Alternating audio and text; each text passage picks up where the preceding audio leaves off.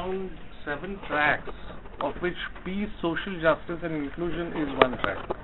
And my name is Mangesh Kulkarni. I am a member of the India Organizing Committee, and I have been given the task of anchoring this track. For each track, there is an anchor, and each session within the track will have, of course, moderators. In this case, you have Satyashri Goswami, who is moderating this. And from here onwards, she will actually take over. My job is, in fact, basically to put together reports received from different moderators and give a consolidated report. So I'll be around as far as possible.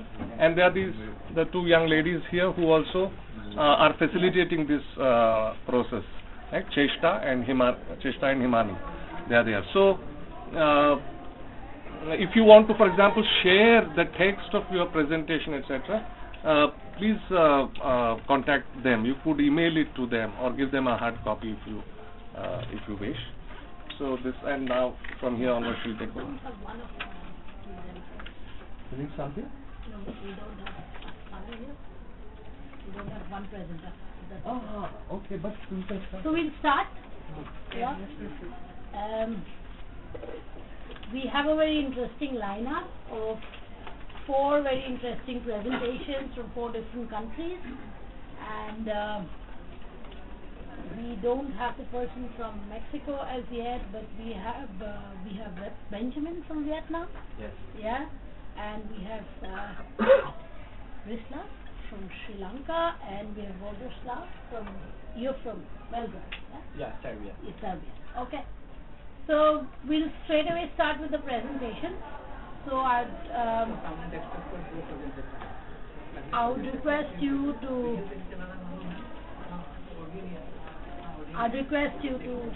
you have PowerPoint presentation? Yeah. Okay. I'd request Benjamin to go with your presentation, and I will tell you when your time is up. Okay. There's no microphone, is there? No. Okay. Great. Well, thank you very much for having me. I'm honored to be here.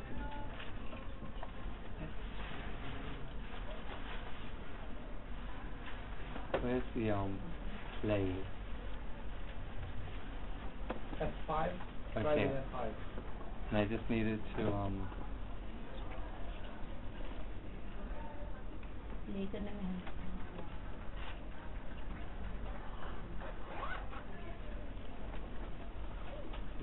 see. I'm just going to open this in anticipation. So, okay.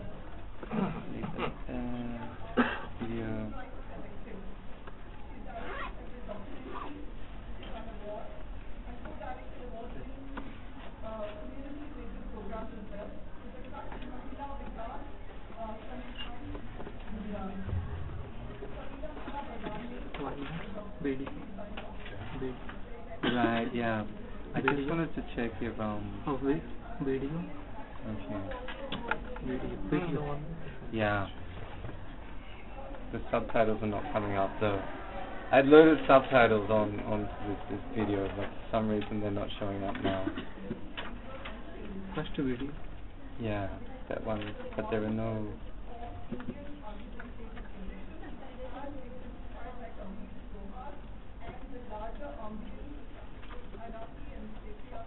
You know how to turn the subtitles on?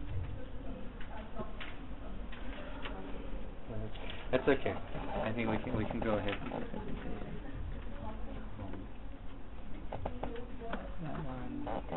Name? Okay.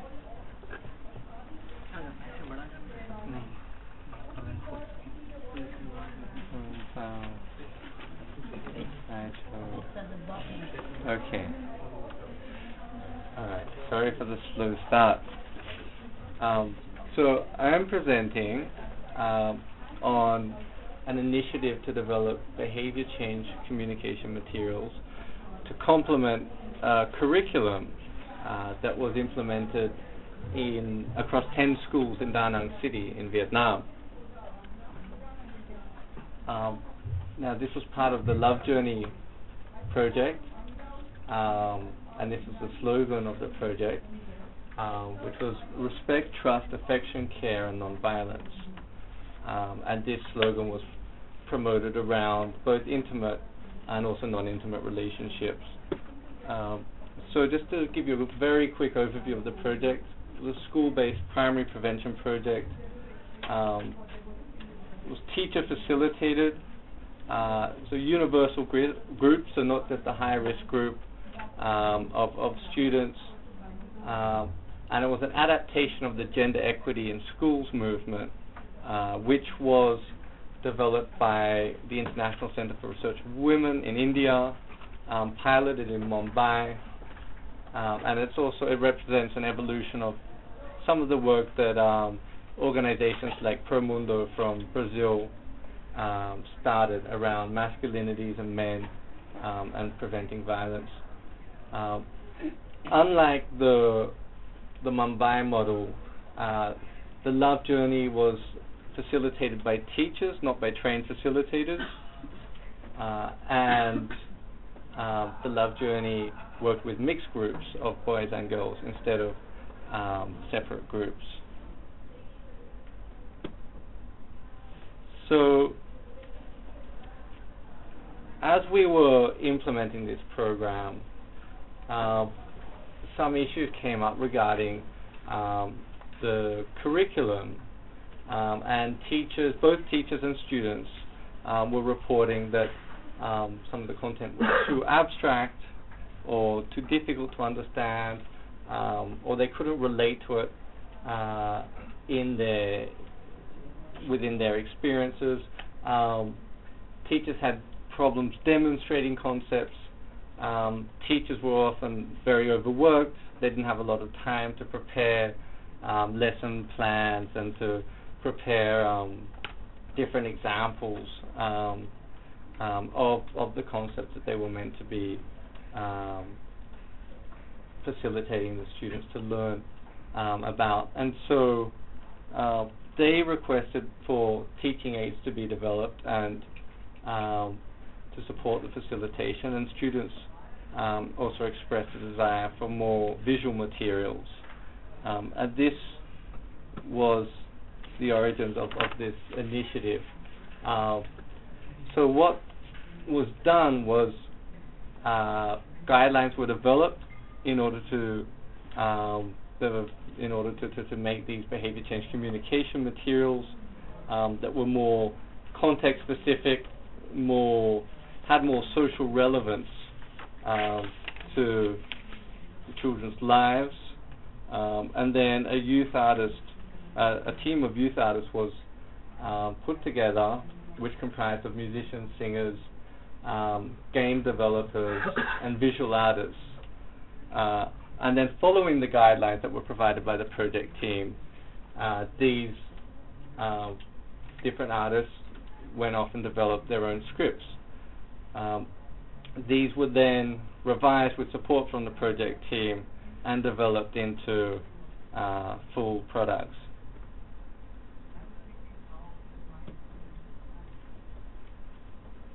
So the resulting materials consisted of one internet-based video game, 13 video blogs, 7 songs, 5 rap jingles, and 28 visual materials, all around primary prevention of gender-based violence and different issues of gender inequity and violence. So, just to have a quick look at the game. Role-playing game was adapted from a Canadian context. Formative research was conducted. The scripts were completely redeveloped following that research. The game used the structure and reward system of other video games in order to encourage gender equitable attitudes in intimate partner relationships. A discussion guide was then developed so that teachers could facilitate discussions after the children had played the game. And within the game, the player was presented with common situations of gender inequity and violence in intimate partner relationships, and had to make decisions about how to act in these cases. So at present, half of the students involved in the program, which in total the program covered close to 8,000 students, so about half of these students are using the game regularly or sometimes playing the game. And one scenario, I'll just give you an example scenario from the game.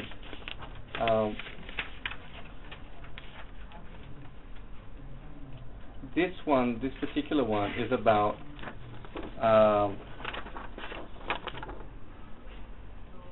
whether wearing revealing clothing makes you an easy girl or an easy woman. And so you've got this situation whereby one of the boys here says, you know, oh, I can't believe that this Mai Chi is dressing so revealingly. And then the other boy said, nothing wrong with that. I've also seen a lot of people who dress like that. And he said, well, it's not a problem for me, but people say if you dress like that, then it means you're an easy girl, and you're not a good girl. And then the player is confronted with these different choices. And the first is, I have to talk with Mai Chi. She should dress more discreetly. Girls shouldn't dress so revealingly. The second is, the way a person dresses doesn't say anything about their morality. If Mai Chi dresses like this, it doesn't mean that she's a bad girl. Everyone has the right to dress comfortably in a way that suits their character. And then the third one was, dressing like that is not good. I have to tell my parents she should dress more appropriately. So the player is rewarded for choosing the gender equitable option, and not rewarded if they choose one of the gender inequitable ones. And this way they progress through the game, and they earn points as you would in a normal game. Now in this particular game, the player is the younger brother or sister. It's not clear whether the player is a boy or a girl. What you could say is like the gender of the players is not clear from the graphical representation. And the player's older sister is in an abusive relationship. And so all of these, Mai Chi is the player's older sister. So all of these situations come up within the context of his sister's relationship with a man. So apart from that, that's just one of the scenarios. Other ones included double standards for boys and girls, controlling female sexualities, controlling behavior from men against their intimate female partners, harmful effects of gender stereotypes, acceptance of violence against women, male participation in domestic and reproductive work, awareness of sexual violence, policing socially prescribed forms of accepted, non-accepted forms of masculinities, being a man, and masculinities associated with violence and control. So these are some of the other scenarios that are also addressed within this game. Apart from that, the team of youth artists developed a series of video blogs, which are a very popular medium for youth to use in Vietnam to communicate with other youth around generational issues and social issues, and increasingly around gender issues. And these are all of the different topics that were covered through those video blogs. I had one to show you. Unfortunately, the subtitles aren't loading. Perhaps I can share it with you after, because it's in Vietnamese. So some of these, the video blogger who's acting in the alternative masculinities blog you see on the bottom right hand side is actually a very famous video blogger in Vietnam, and he has a very large reach. His video blogs will often receive 500,000 to 1 million views per blog. So it's also quite a cost-effective way to reach a large population of youth.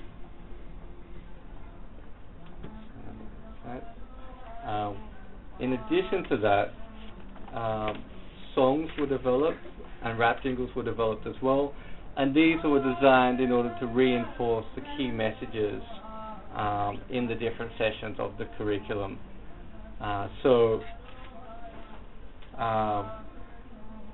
at the end of each lesson, a teacher could play the song and the kids could all sing along with it.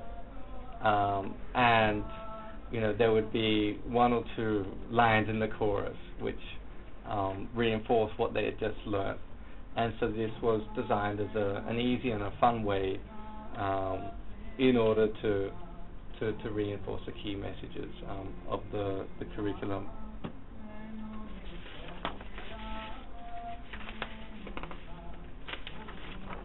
In terms of visual materials,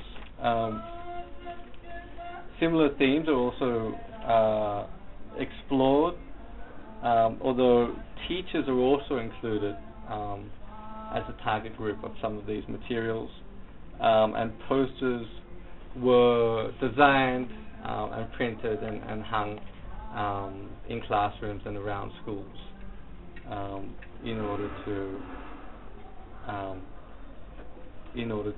communicate to both students and teachers. So some examples of these include this one, which follows on from the performance in the adjacent room that some of you may have just seen. And this is about respecting difference and gender diversity. So the title is Respect Difference, and then you have these different what you could call, I guess, gender identities being acted out. So the first is a female who dresses in what they call a tomboy or a masculine style. The other is an effeminate male, and then a muscular female, and then just an overweight male. And the key message at the bottom is that everyone has their own characteristics, and that your appearance doesn't determine your value, so you should respect and accept difference. So that's one. Another one is about, so this was aimed at the prevention of sexual violence through promoting respect for others' bodies. And this particular one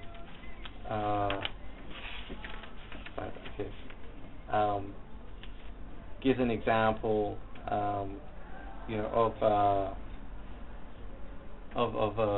a boy harassing a girl, and then there's like the key message, which is that your body is yours and nobody else's, and nobody has the right to touch or abuse your body. So it's just about reinforcing the message that that you actually that kids have these rights, and these are messages which I don't think anyone's ever communicated to them before. This third one's designed to promote reflection on how kids in the learning program treat their friends, so their classmates and friends at school, and there's a thermometer, there's like a warning thermometer here, and there's a list of different actions on the right hand side, involving different forms of physical violence to teasing and making fun of the way someone acts or dresses, to at the bottom, which is the cool end of the spectrum, things like, do you resolve problems without using violence, do you resolve problems non-violently, and so on. So I won't go through all of them now, but that's just to give you an example. And then also some posters for teachers around positive discipline, and this came out as a big issue in the baseline study, which found that 2 in 3 of the students, which are 11 to 12 years old, had experienced physical punishment within the last semester, within the last school semester. So 2 out of 3 students had experienced physical punishment from the teacher. And some follow-up focus groups found that students were often blaming themselves when they were being punished by their teachers, and they didn't question the teacher's authority to use violence. So these were just some steps, some key steps for teachers to follow, and this was also included in the professional development program for the teachers on positive discipline alternatives to corporal punishment, and a similar one around treating boys and girls in a gender equitable way. So I'll just skip through them because I'm running out of time. This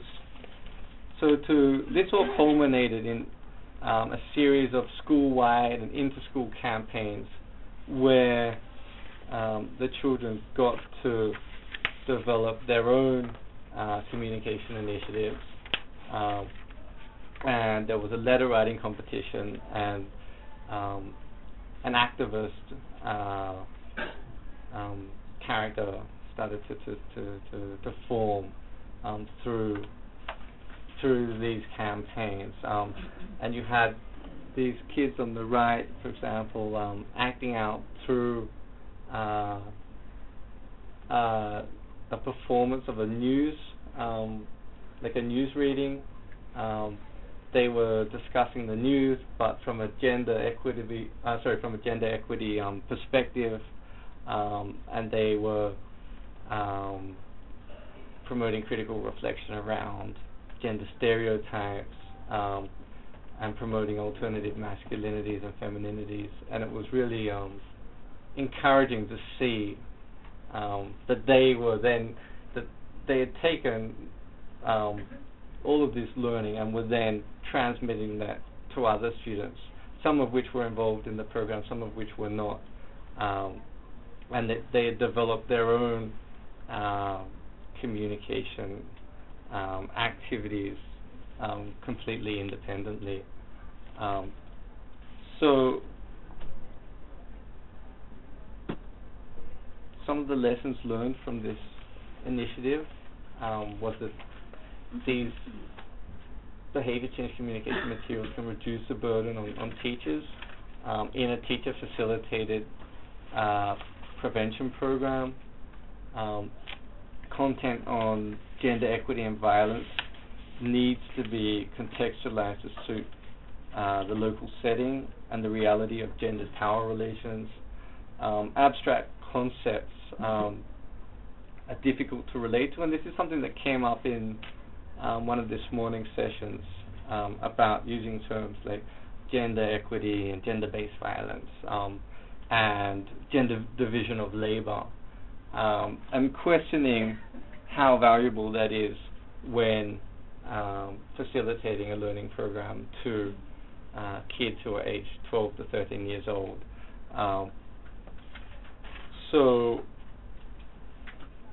And it's also better this process.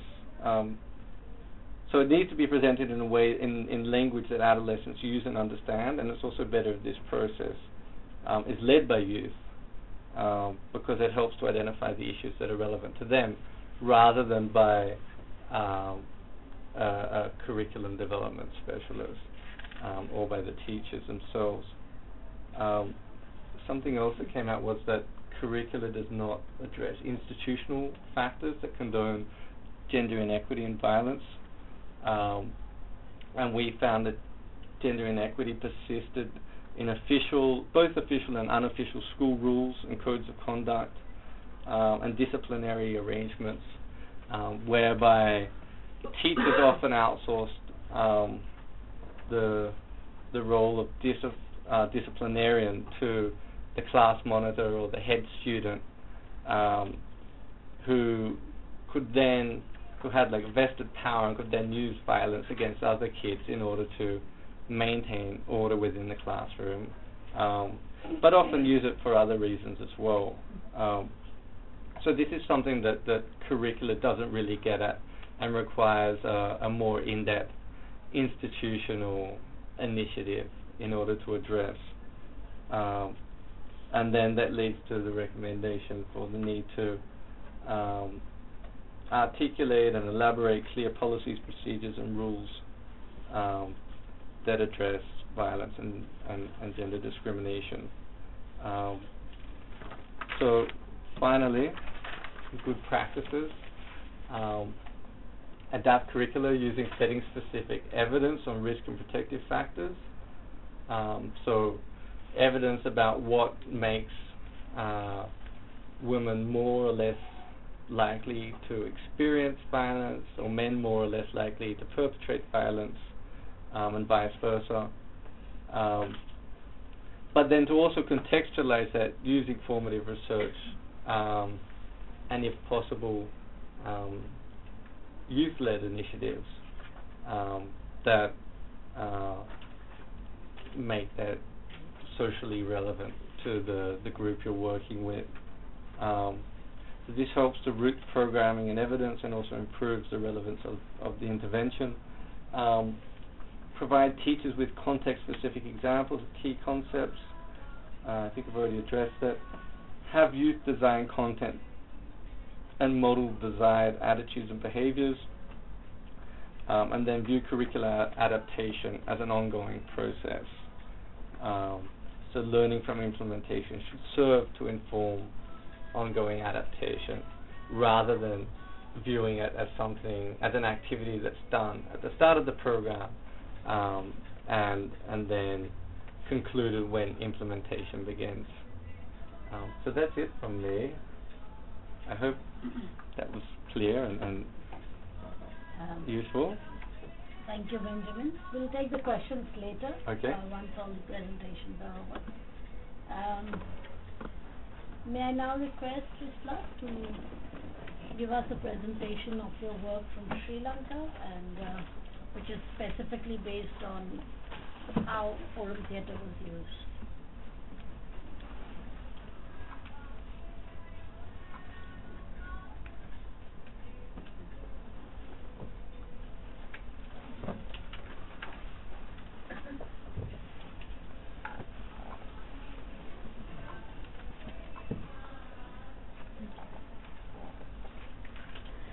Okay, so can everyone hear me at the back? Yeah?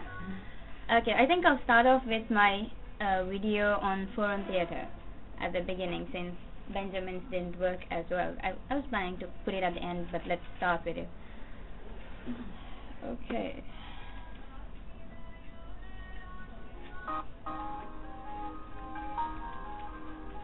The audio was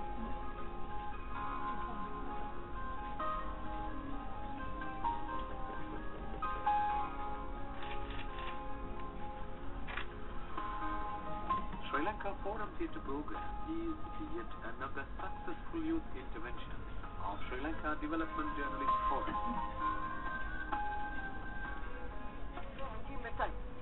I thought I am different than others, but no, I'm different like others.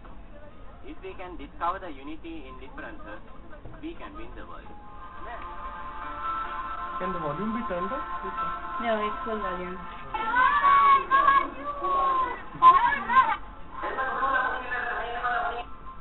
Out of these forums, 10 were performed in Ampara district. Okay, so since the volume isn't working, Batikolo district. yeah, this is the audience where the forum theatre is happening. I'll just tell you what's going on. And this is the forum theatre actually happening. They are acting out the forum theatre.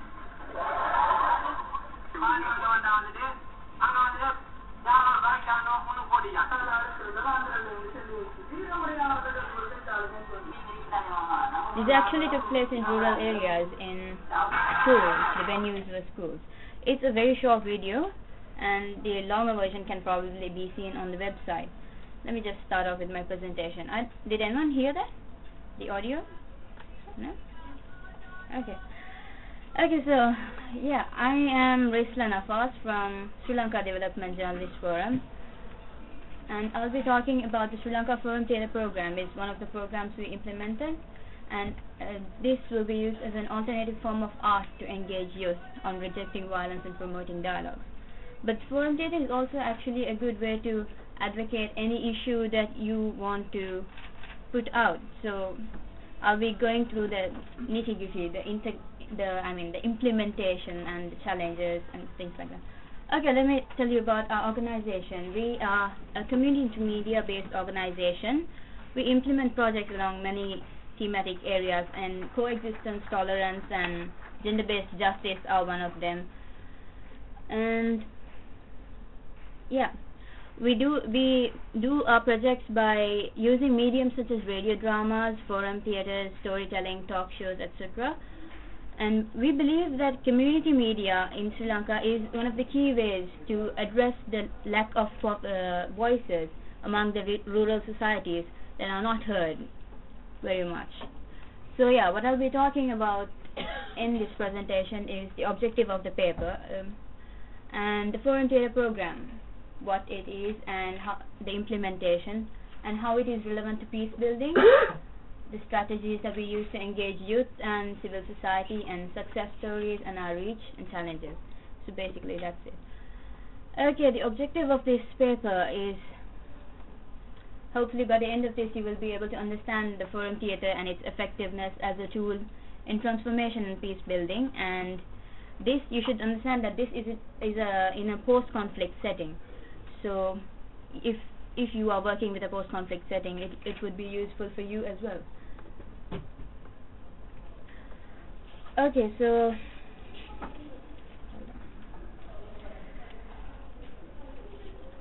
okay, the forum theatre program. A few sentences about this. Okay, my presentation is going to be like this. Not much pictures, but you saw the video. This was conducted at the beginning of this year, 2014 actually, and it was quite successful. So if you were at an IMCR conference earlier this year in India, you would have seen this presented there as well. So anyway, it was implemented in 20 locations in the Ampara and Batiklo districts in the eastern province of Sri Lanka. So Sri Lanka is like an island like this, and eastern province is here, and Colombo is here where everything happens. So the rural areas. And implementation. So how we started this off was we selected 24 young artists who were enthusiastic about drama and making a change and difference in the community. So since our theme was religious tolerance and interfaith coexistence and things like that, so we made sure the ethnicities were lined up, like the three major ethnicities in Sri Lanka are Sinhalese, Muslims and Tamils. So we made sure that the participants, the young artists that were chosen to carry out this forum theatre, there was an equal number from each ethnicity. And the artists first went through a training workshop that enhanced their skills. This basically, the training workshop taught them about forum theatre and the theory behind it, as well as how to implement it and how to carry out this successfully, as well as enhancing their drama skills. So yeah, and then they were put through a training of 8 days. During the training, and they created 20 initial forum theatre scripts that reflected the ideas of tolerance and rejected nonviolence. So they created the scripts during the last few days of the forum theatre, as in the youth came from areas where the forum theatre was actually happening, the venues that we had selected for the forum theatre. So we asked them to speak out about the issues that prevailed in those areas, and they did speak out about those issues. And we selected the issues that were prevalent among most of the communities, and we created scripts based on those issues.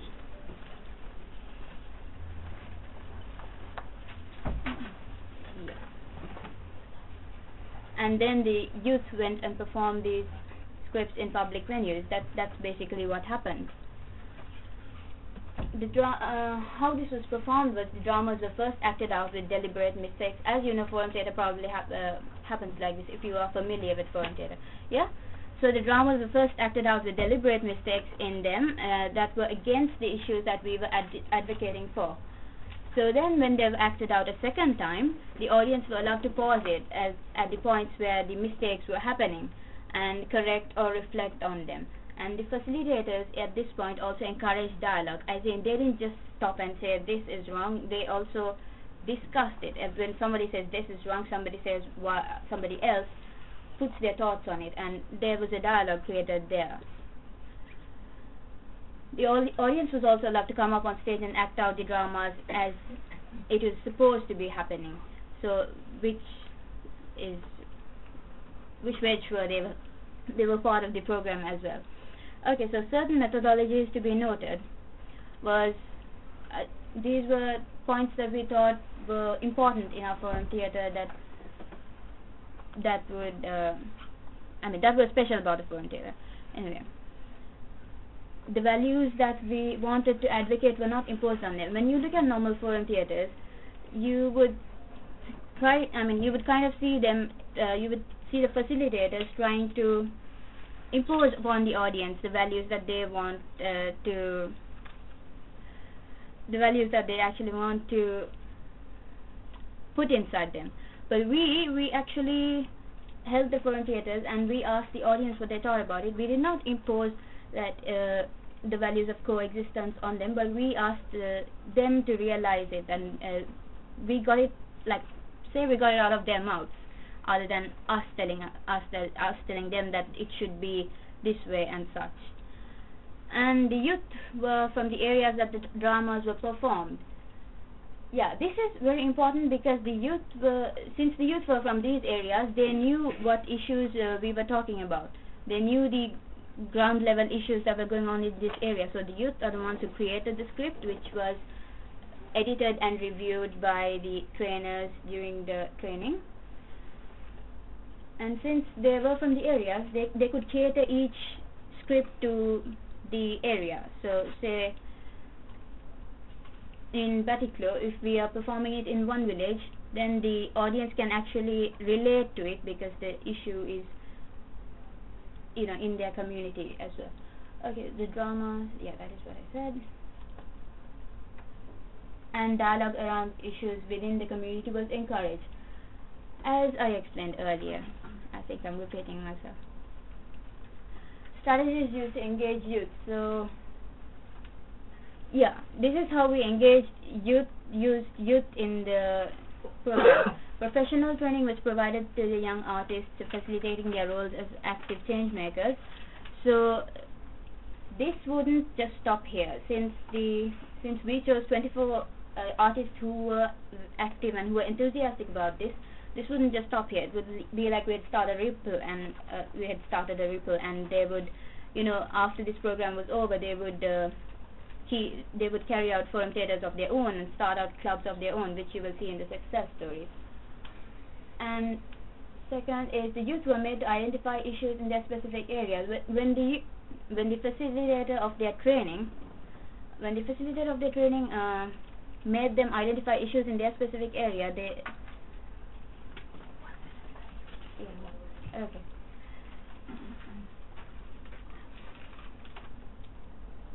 Sorry, give me a minute. Yes, then.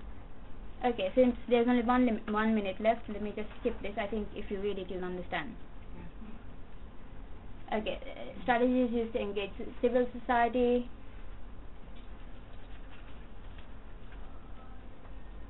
The dramas clearly showed similarities, and that was told.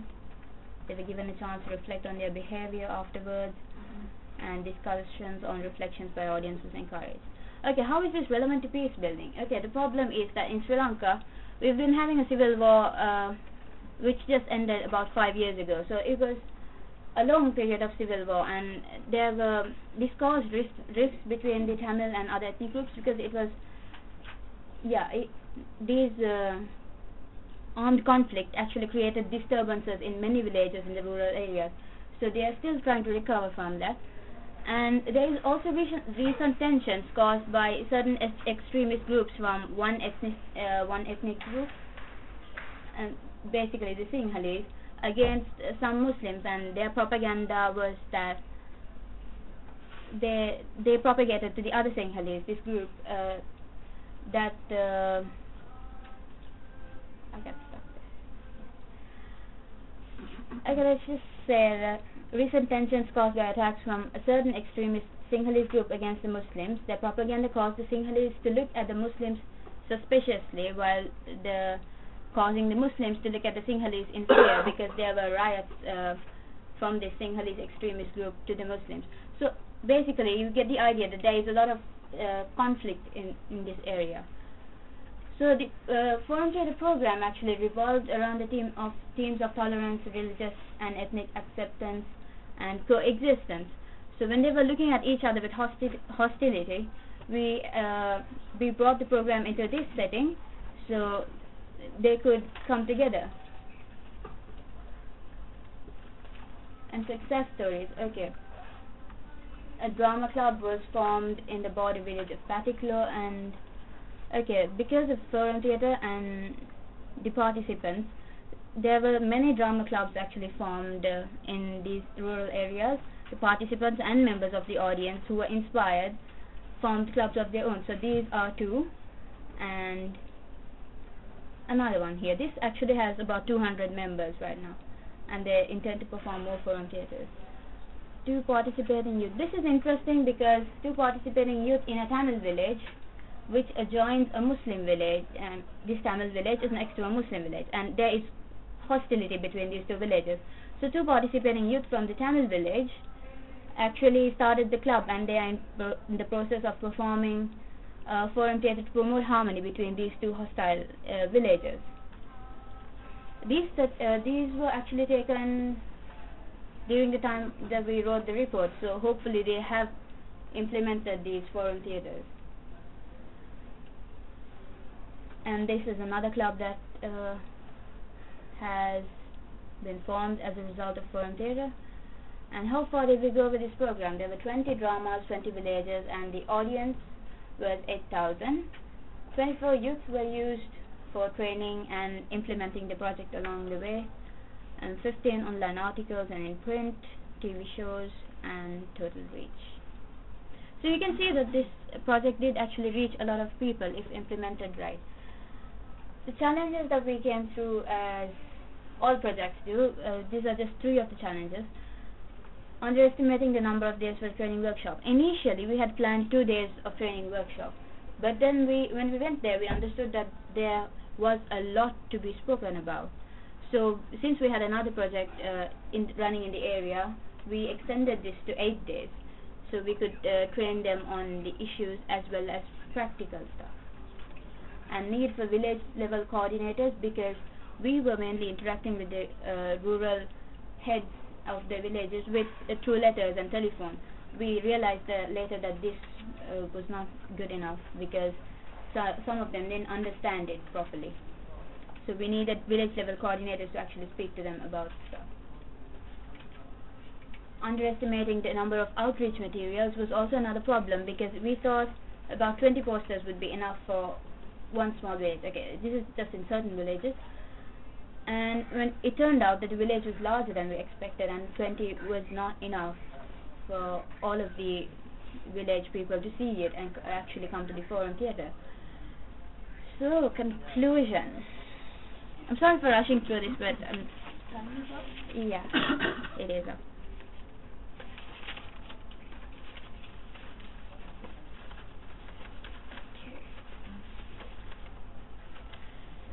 Okay, so if you want to know further about this project, you can find the report at www.ldjf.org, which is actually a very detailed report.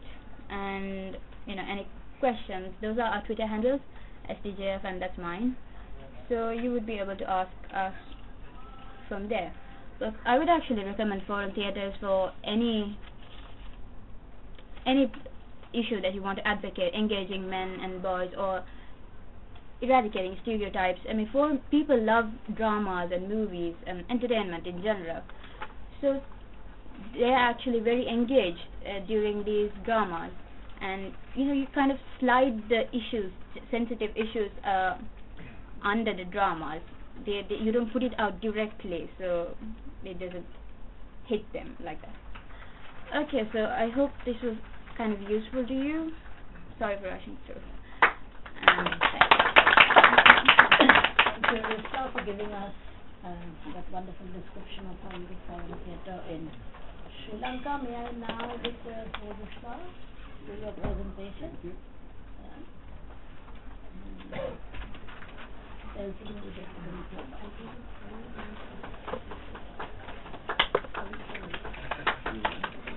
Hello everybody, thank you for coming. Colleagues, thank you for your great presentation also. I can just confirm with you, especially about foreign theater. So my name is Vojislav Arsic. I'm coming from Belgrade, from Serbia. My organization is Century 8, and this is the national youth organization in our country. We are working last 10 years, so we just celebrated the 10 years of existing and working with the young people in the Serbia. And Century 8 have a one topic. It's gender and working with the young men. We have more topics, so this is the one program I can say the biggest one. So I will switch to this program now. This program called the Young Men Initiative. We started with this 7 years ago in the region with the CARE International like umbrella organization, and the partners from the countries our region. And we are working a lot with the young men. I can say that we have for example 3 tracks. One can be working with young men. So for example in Serbia we are working in more than 20 towns in a country, in schools, youth clubs, sport clubs, and other place where is the young people or young men. Second one is the campaign. So we are working on the raising awareness of the whole population, because this is important for the working with individuals. And we have 2 campaigns. One is the call Real Men, where we have a forum of more than 40 celebrities, male celebrities, who is like ambassador of the idea and the value, and that we have a campaign called the Be a Man for the young people, kind of provocative campaign. Also we had a third track is actually research, development of methodology, and everything that actually help us to be on the field. This program, Young Men Initiative, now is the one of the biggest program in the region, and important, and unfortunately only one. So we are still pioneer on the topic. So we are working now in the Serbia, Bosnia and Herzegovina, Kosovo, Albania, and Croatia. And I'm so happy that a lot of my colleagues is here on the symposium. So I'm sure that you will have a lot of perspective of our work in the different session. My speech is related to the working with the youth in the theater. So this is one of our methodology that we are using last 10 years in the different topics. And 2 years ago, we would like to make an influence of the theater and working with the young men. And actually try to use the theater in communication with the young people and old people, of course. I will don't talking about why is theater important. I'm sure that you know that is theater a really great place to communicate emotional and behavioral with the people. So what we done?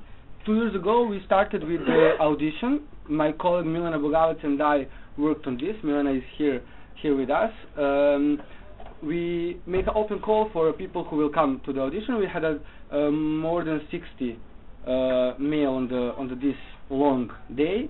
And we selected 10 guys. This guys was not a professional actor. We had a professional actor on the audition, but we decided we would like to have 10 guys who is on our college is okay to work with them. And after this, we started with a 6-month crazy process.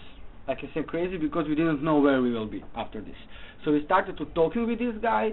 We started to have a lot of workshops. We started to have a research, talking, go to other theater play, and then analysis this, reading the documents, talking about feminism and everything, and actually try to get the answer on the main question: what it means to be a man for them? How is the growing up to the men in our country and in the world? During this process they give us a lot of information, a lot of material, and then with this material we made a script. And after this guy learned this script and finally acting. So it means that they are not actor, they are co-author of the play, because everything that you can see on our play is actually come from them. So after the process, we had a premiere in the Bitev Theater. Bitev Theater is a professional theater in Belgrade and one of the most popular. When we are working on the arts, when we are using the arts in Serbia, theater, music, movie, photo and other, we are trying to do this on the mainstream level. If we are working something on the educational and NGO level, people always have a problem to come to some play to be educated, you know. So in our situation, our play is the mainstream play with a TV commercial, with the billboards. People come to the theater, buy the tickets, and they actually come to see the performance, not to be educated. But I promise you, they go out of the theater completely different. Not completely, but they have a lot of information and the emotion about the young man and how is to be a man and growing in the man. So we finished the process with the 7 guys, 7 actors. 3 of them actually leave the process. It's interesting to say that all of these 3 guys leave the process because of the topic. So they had a problem with exploring masculinity. Some of them have a problem with the families. Some of them have a problem with the society. So they didn't have a lot of energy to finish the process. After the process, yes, I told you that we had a premiere, and it happened 2 years ago. So now we will have a 50 play on the 24th November, just for 2 years. We travel a lot in the Serbia and abroad. We have a subtitles for the play, so it's working everywhere. Got a few awards, a lot of festivals, and we are going to have a really cool season this season and probably next one.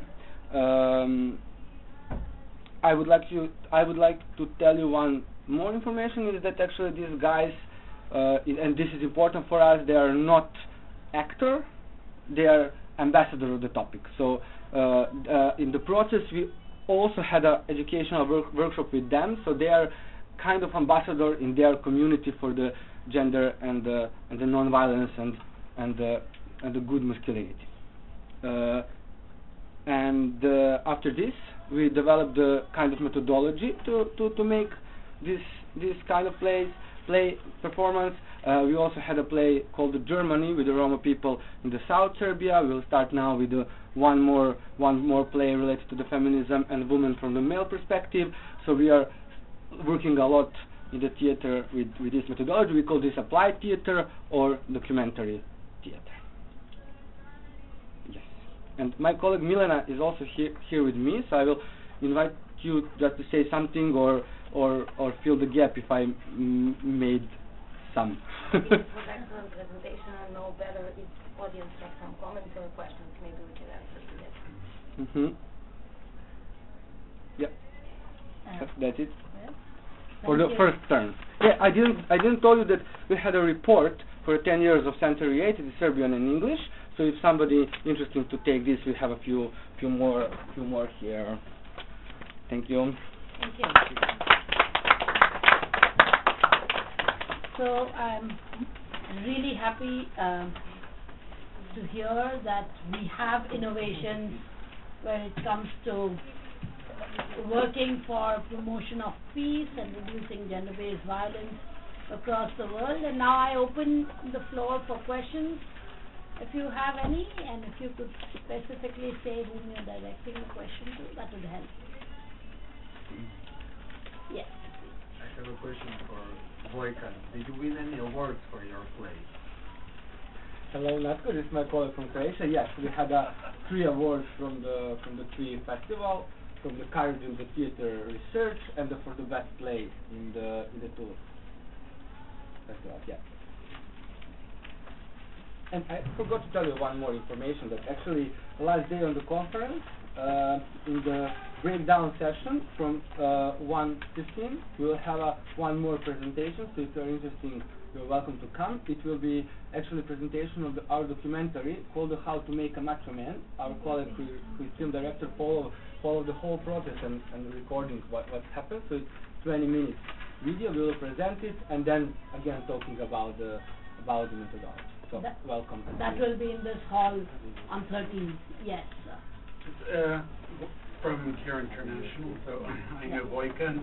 Maybe you can just mention, because you mentioned that you charged and was in a professional theater, what kind of audiences it attracted? Did young people were they still able to see the play because of that? Yeah, we have a lot of people in the play. Every play is sold out every month. So sometimes we have people who is not young people. Sometimes we have young people. We have organizing the tickets in the schools. So it's every play is a different. So month ago we had a play with 70% of the male students, secondary school students from the technical school, and it was crazy. They make a noise. I think first half of the play it was terrible. The actor cannot acting because they are laughing, they are make a joke, they are or something like that because they are full of the information and they recognize it.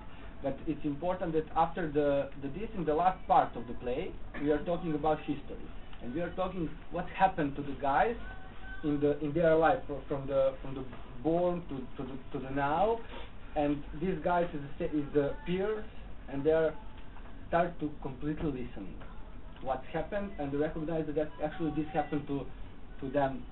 To them also, and after the 1 week we had a workshop in the school because of the situation, so we are following our audience. Yeah, and also I would like to just add something about that.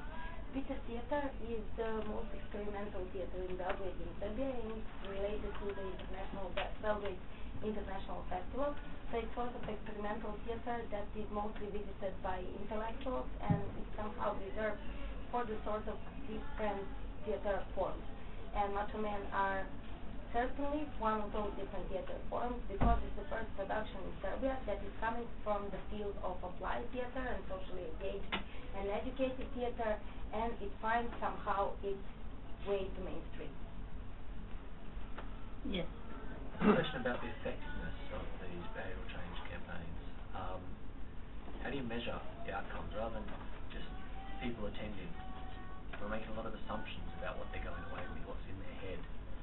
Is there any evidence to suggest that any of these interventions have provided tangible, ongoing shifts in attitudes, norms, practices?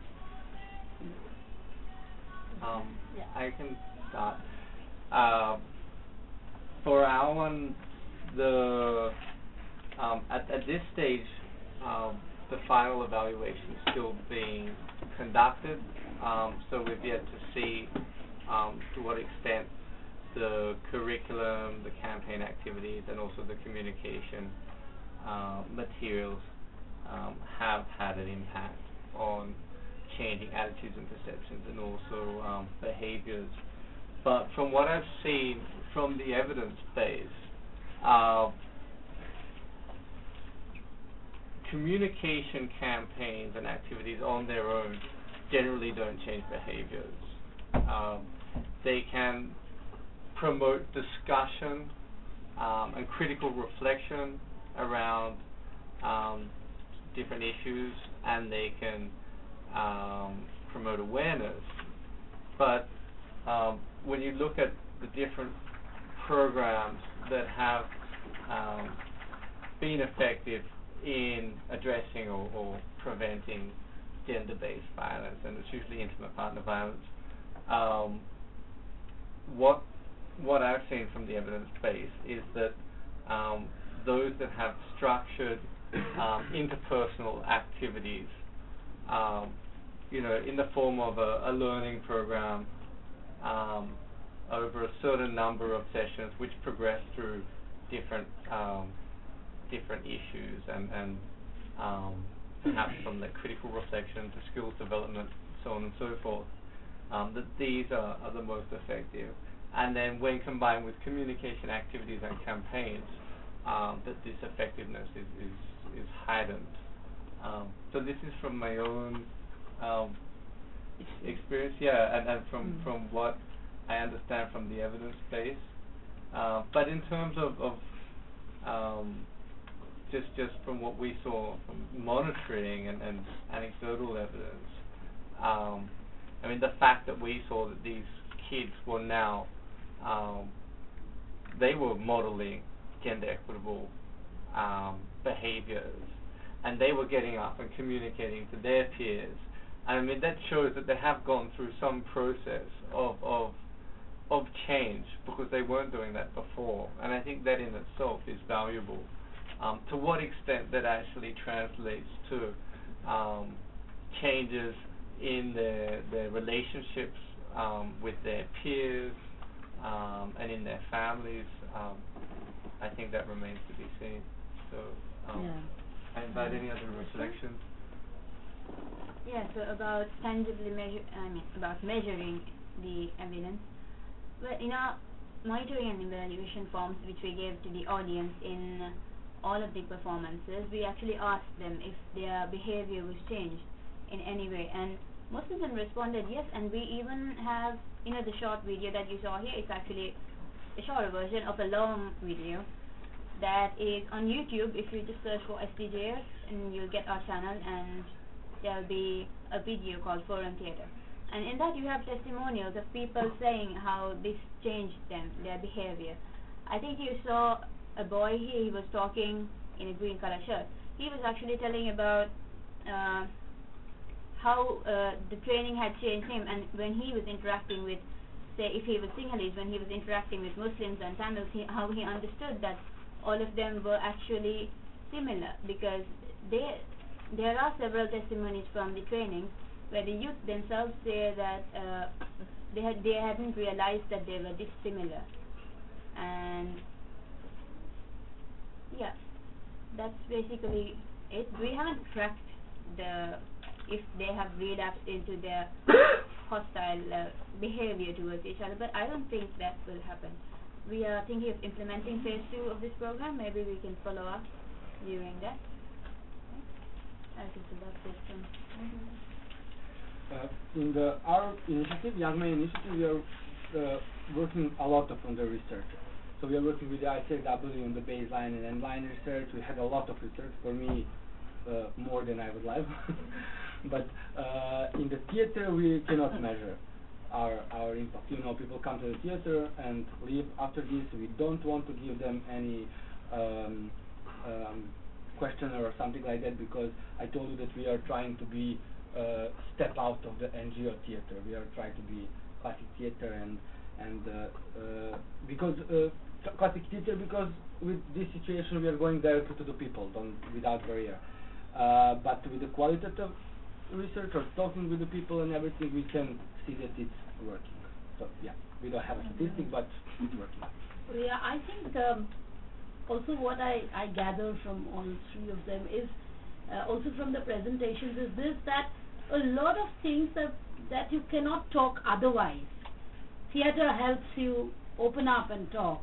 In case of Forum Theatre, it's also so much of the community engagement, so there's a co-ownership. So the process itself probably, gives you a handle of a lot of things. With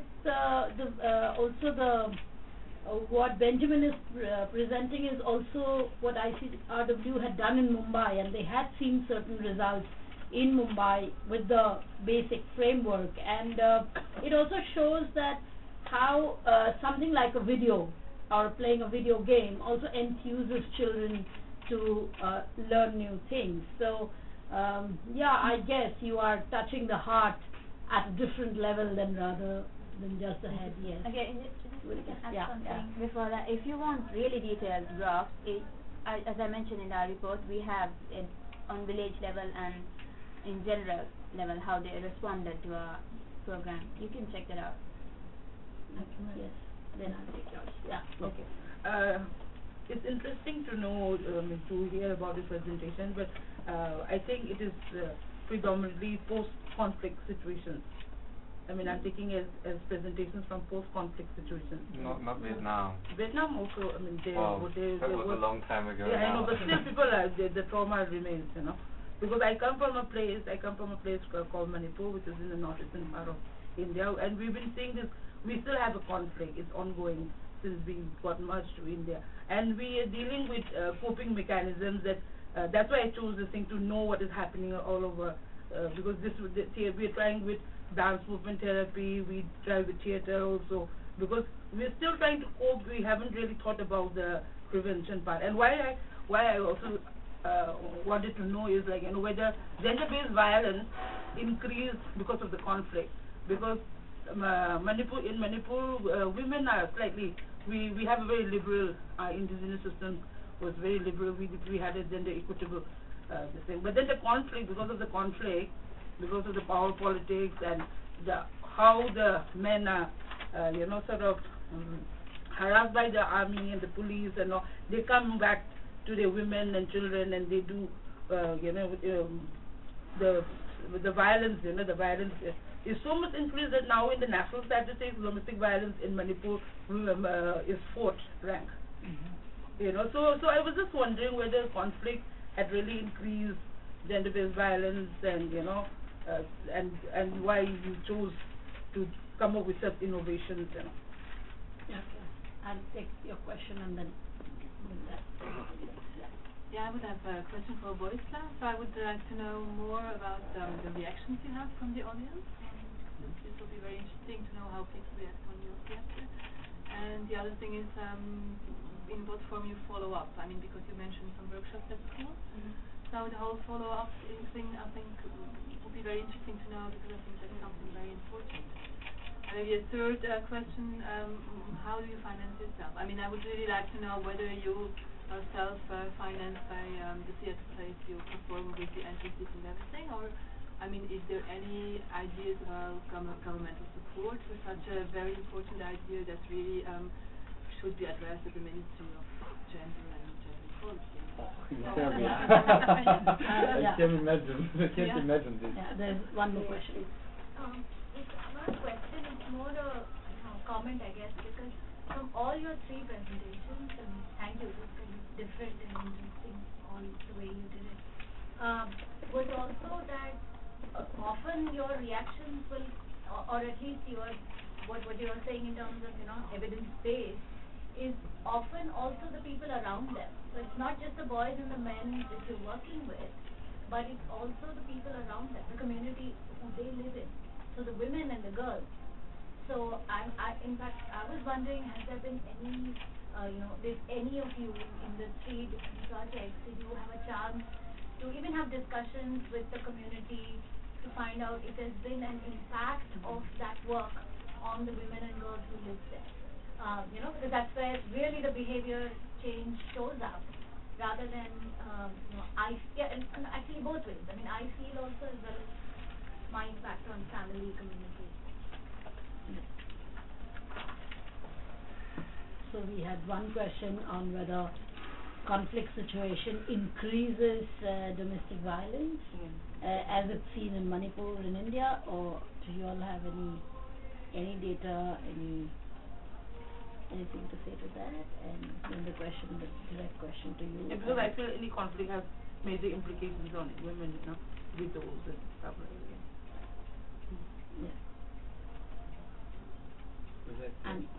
Okay, I can. Related to the war and conflict area, I can just confirm with you. I'm sure that it's connected, especially that in our region, we finished our last war just 15 years ago. So it's everything here, and during the war, the masculinity is going up because you need to be a man and go to. Be prepared. Yeah, so I can just confirm with you. Related to your question, thank you for this. The reaction of the audience is when I say this, that is the great, it's but a few days before that we come here, we have a present play for the students in the Students' Cultural Center. It was 5,000 people, and after the play, it was the applause, I think 15 or 20 minutes, and it was crazy. I leave the theater after 10 minutes because I cannot survive my emotion, because I love this place so much. Not like all plays. This play is my favorite in my family. So yes, always his reaction is great. Whereas the old people, you know, they are just applause and listen. Whereas the young people, they are like a rock concert, and they are in love with them. Something people crying in the audience. Something people is so nervous. Something people is laughing in the really strange situation. Strange, like where we are talking about war, for example. They are laughing because they recognize the situation and themselves. Yes. About the follow-up, we had a lot of activities during these two years, which is supporting play. I didn't take a time talking about this, but we had a cooking with the guys in some club hall for one evening for people. We had a lot of media promotion. We are invited on the pedagogy faculty to be the regular presentation every year for the students about the methodology and masculinity, conference, everything. So this is the follow-up and what we are doing in this period. And about the funds, we are working this with support of the CARE International, with the UNICEF, and it's kind of money that we got from the tickets. In Serbia, I think that we cannot imagine the Ministry of Equality or something like that, and this government, right government, nationalistic government, unfortunately now stopped to support anything to our organization and a lot of organizations in Serbia. So yeah, 100% of our funding is coming aboard.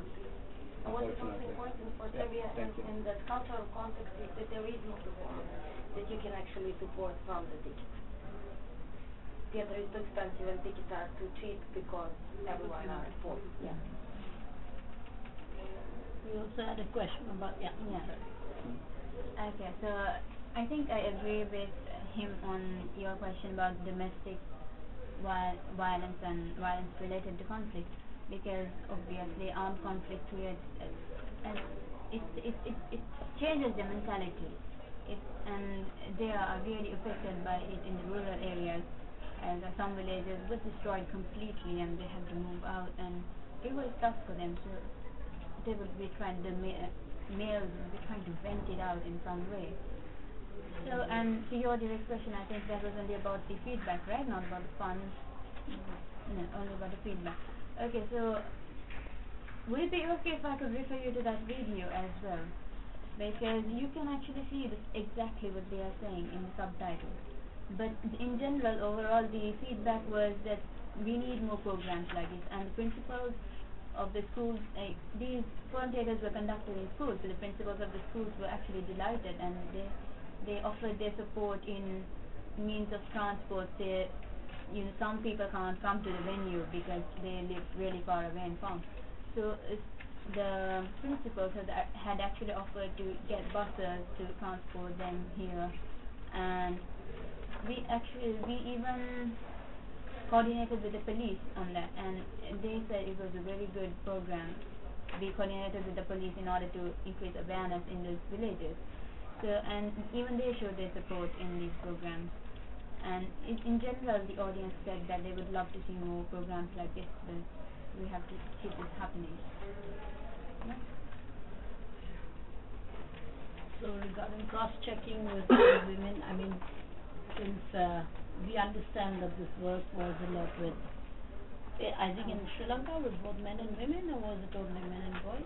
It was actually a mixed audience, but we noticed that there were more women in this audience than men, actually. Were the actors also both? The actors were actually mixed. It was a balance was maintained. Gender and ethnic balance was completely maintained all throughout. So yeah, there was male and female an equal amount of cross.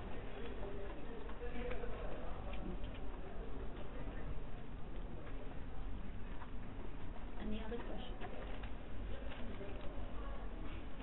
I think a lot of work in India is also going on in South Asia with theatre, and it's seen as a very effective tool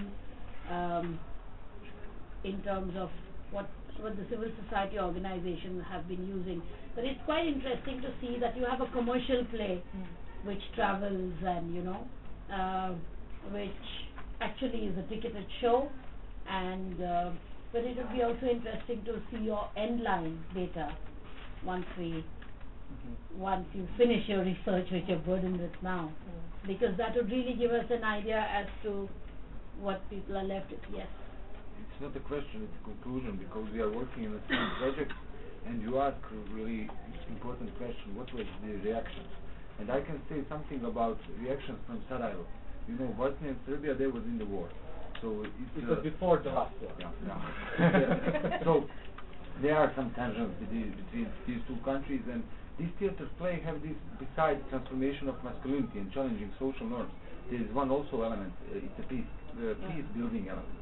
So maybe 3 months ago in Sarajevo there was a theater show played, Macho Man, and we were a little bit scared what will be the reaction, because it is the first time that this play is playing in Sarajevo. It's about masculinities, it's about the Balkan masculinities, and it's touching the war. So it was amazing. It was amazing to see all these people there who were really not positively shocked, but they were all day talking about it, about the reactions, about the messages, about all these positive elements of this theater play, because it's in a sarcastic way, it's touching your personal values. In a sarcastic way, it's touching your masculinity and femininity, because it's not only about men, it's about female too.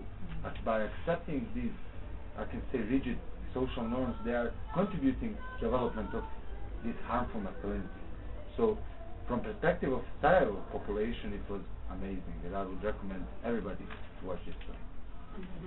Okay, and your full play is available on the video. You should ask him. Unfortunately.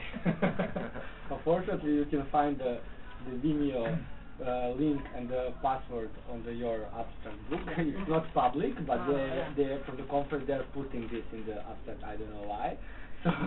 So you can watch the play with the English subtitles, but please do not distribute this. But if you're in Serbia and if the play is happening, please buy a ticket and no, go for it.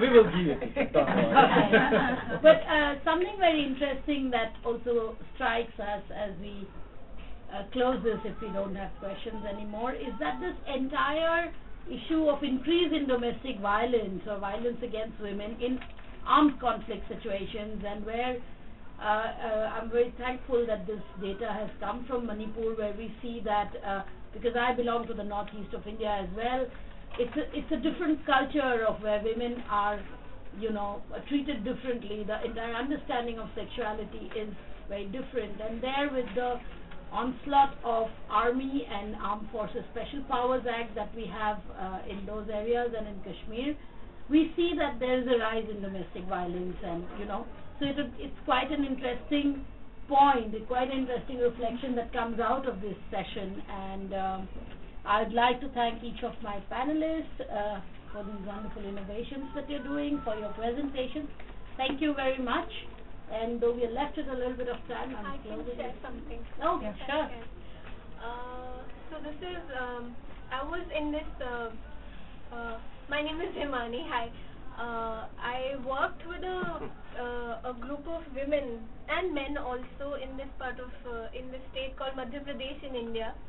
So we've heard that how women are becoming this change of agents in developing countries, and we have a lot of civil society organizations creating women's groups and giving them economic power. And but then with all this, we're also seeing the masculinity, some kind of masculinity coming up, where they're also facing domestic violence because they've started stepping out, they've started utilizing the public space. So in this very recent engagement, I planned a theater with a friend and with a group of men. So very interestingly, these group of men came together, and their wives were involved in women's group there. So they used to come together and save little money and sort of becoming economic actors. So these group of men we had a long discussion about 3 months, saying that yes, the violence has increased, but we've seen other men that they beat their wives when they go out for these civil society meetings or organizing themselves in groups. So they said yes, we can help you create a theatre where we will not perform in our own village, but we will perform in some other village. So now their masculinity, they want to show that we don't perpetuate violence and we are the ones, we can help you in that sense, that we can teach men that violence is bad or hitting women is not good, but we will not perform in our own village, we will perform somewhere else. So we had a hard time figuring out why not in your village, but why other village. Unfortunately, we couldn't complete the process because of issues, but then we had a lot of discussion as to, and I still wonder that, what was that they didn't want to perform in their own village, amongst their own people, amongst their own community, but outside. But it's pretty normal. Yeah, As a professional, I'm always nervous if my mother is in audience. I don't care about the regular audience. If my mother or friends or somebody like this, then I have a feeling that I'm really exposed and that people are getting conclusions about me, and it's not just a play or something like this. So yes, I think that they're just shy, and that this kind of wish that they want to play somewhere else is actually showing that maybe after 3 or 5 plays they will get experience and self-confidence to perform in front of. Especially they're not a real actors. Yeah. So. Yes. In the Pacific, we don't really have a literal culture. Most of our culture is very verbal, so it's passed down through songs and dances and plays. And for us, this is a very effective mode for us. And I wouldn't jump the gun and say that it creates social change, and that's what we hope it does. But what we do realize is that it plants a seed, and that seed will grow into a tree. That seed will cause them not to sleep properly at night. That seed will make them see things in a different way. I think it would be naive to think that just 1 hour play will change you in a second or in a day. But what it does do is that it plants a seed, and that seed will take roots, and that roots will then transfer to behavior, hopefully. If it doesn't, what it does do is that it makes them think twice about things that they've seen. For us, I coordinate a program called Stepping Stones in the Pacific, and we also use theater and arts a lot, and singing as well. So what we do is that we portray very harsh instances of domestic violence and sexual assault, but it's never done in public.